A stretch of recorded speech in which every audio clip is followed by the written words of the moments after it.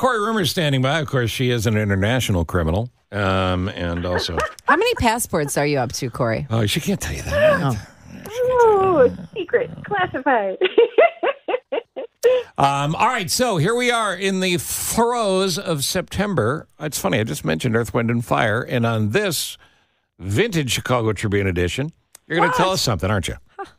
Yeah, a little bit. The 21st day of September, which September is one of my favorite songs by Earth, Wind, and Fire, but apparently the date, there's no reason why they picked it except that it worked well in the song. But I thought we'd look at Chicago history and see what else happened on September 21st.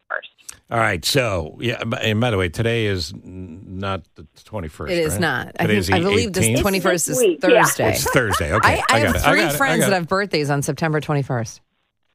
Earth and Wind? And Fire. Okay. Three friends.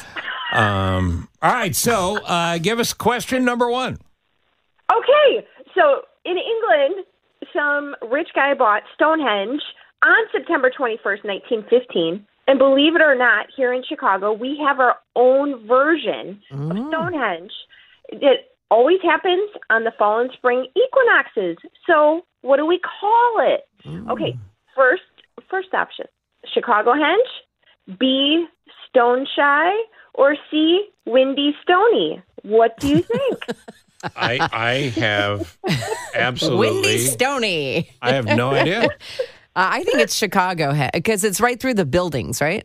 Right. Yeah. Yes, I say A. you're exactly right. Oh, yeah. Chicago Henge happens this week. Yeah, and you can see it up to a week before and after fall equinox.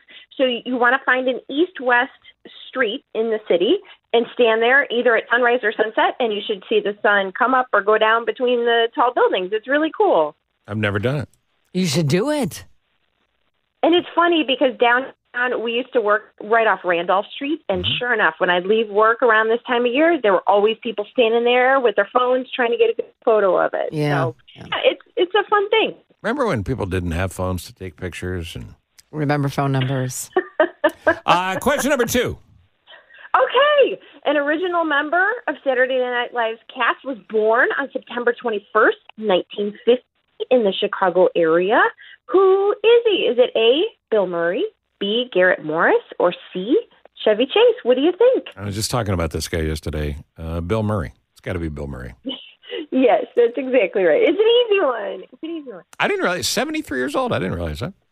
Yeah, I know, right? Fifth of 9 children. My goodness. Yeah. You know, and Joey, I don't recommend this for your show business career, Miranda, but it works for Bill Murray. Bill Murray got rid of his agent, his publicist, and everybody. You know how you get Bill Murray for a gig? You call an 800 number, and you leave fabulous. a message. Yeah. And he checks it occasionally. Yeah, and if he wants to do the gig, he'll call you back. Right. Period. That's it. Does Good for him. Garfield answer the phone?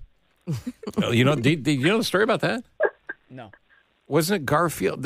I think it was Garfield. There was a movie that he agreed to do, and I think it's part of the reason he did the 800 number. He agreed to do it thinking it was something else, like it was an art film. Oh, yeah. And it turned out to be Garfield the cat. So, I don't know. But anyway, happy birthday, Bill. Question number 3. Okay, and actually, we're going to keep with the Bill Murray here because something on his 20th birthday happened at O'Hare Airport. He was arrested. And what was the charge?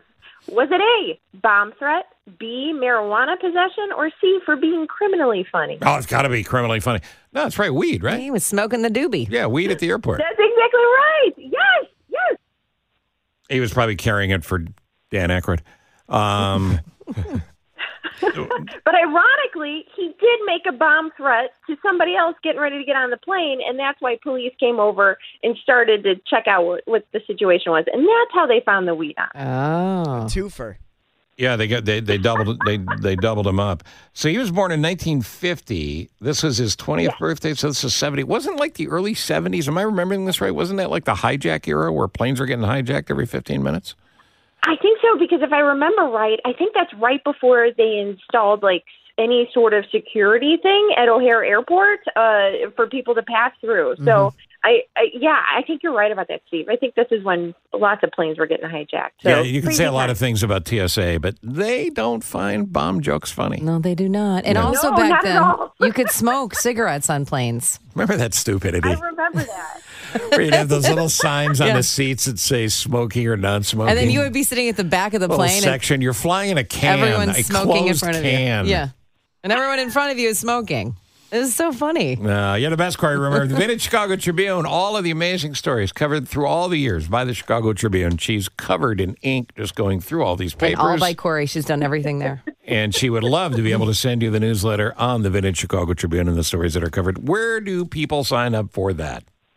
All right, Steve, you go to chicagotribune.com/newsletter. Sign up for Vintage Chicago Tribune. I'll be in your inbox every Thursday afternoon. Excellent. Thank you for being on as always. That's the great Kori Rumore. Thanks, Kori.